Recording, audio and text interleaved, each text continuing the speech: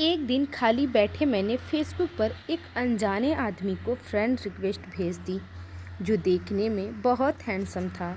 उस आदमी ने उसी रात फेसबुक पर मेरी मैसेज भेजी हुई फ्रेंड रिक्वेस्ट एक्सेप्ट कर ली।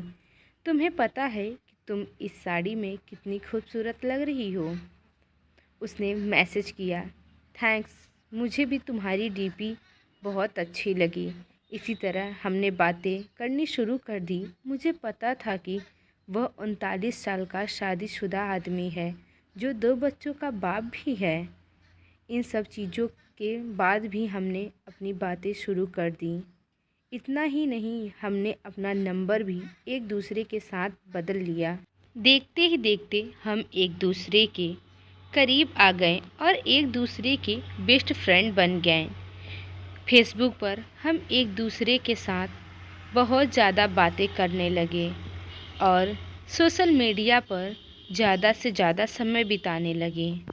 दूसरी ओर उस आदमी को लगने लगा कि हमारे करीब आने से, इतनी बातें करने से वह अपनी बीवी से दूर जा रहा है। वह अपने बच्चों के साथ दूसरे स्टेट में रहती थी। वह मुझसे बोलता था, अभी पता नहीं, मैं सारा दिन तुम्हारे बारे में ही सोचता रहता हूँ। मुझे अफसोस है इस बात पर। मैं नेचर से काफ़ी शर्मीली थी। मेरे काफ़ी अच्छे दोस्त भी थे, लेकिन मुहाफिज जैसा दोस्त होना काफ़ी स्पेशल था मेरे लिए। 1 महीने की चैटिंग के बाद हमने स्काइपिंग करना भी शुरू कर दिया।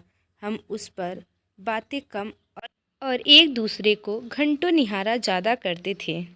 एक रात वह मेरे साथ वीडियो कॉल पर था। उसने बोला, ऐसे देखते देखते कहीं प्यार ना हो जाए।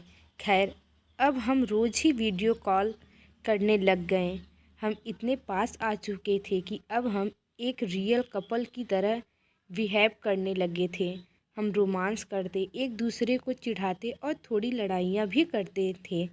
मतलब था कि एक 17 साल की लड़की को 39 साल के आदमी से प्यार हो गया था। जिस तरह से प्यार की कोई उम्र नहीं होती, उसी तरह से हम दोनों को भी अपना रिश्ता बिल्कुल गलत नहीं लगा। हमें नहीं लगा कि हमने कुछ गलत काम किया है।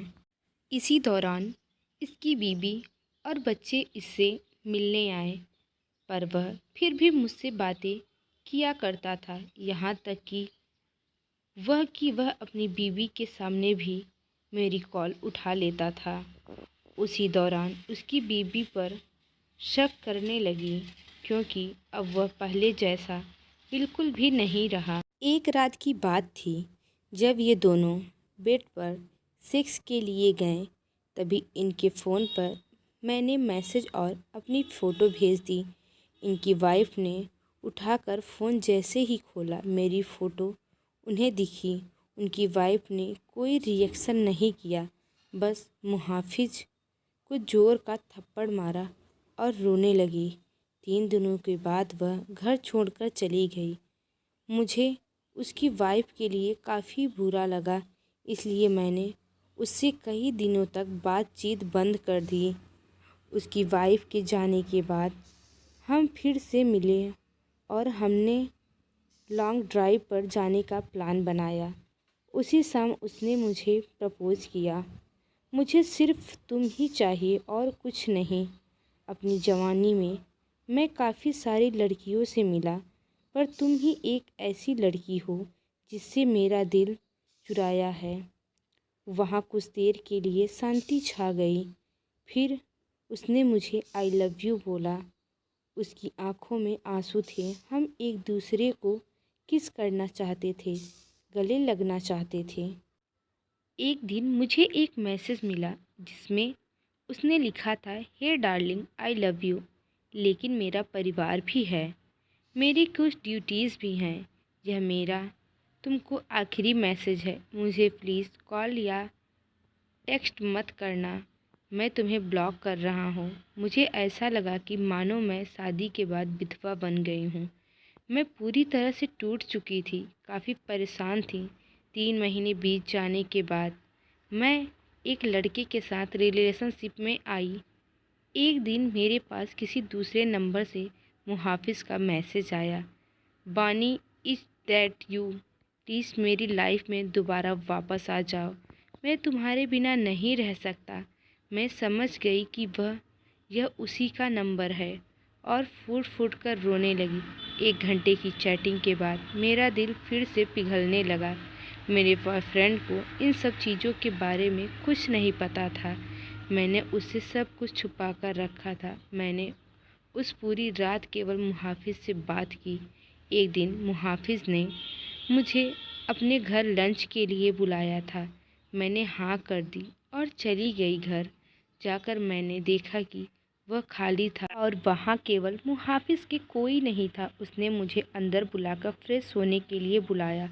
उसने ढेर सारी बातें की और खाने की टेबल सजाई। मेरे लिए यह सब नया था।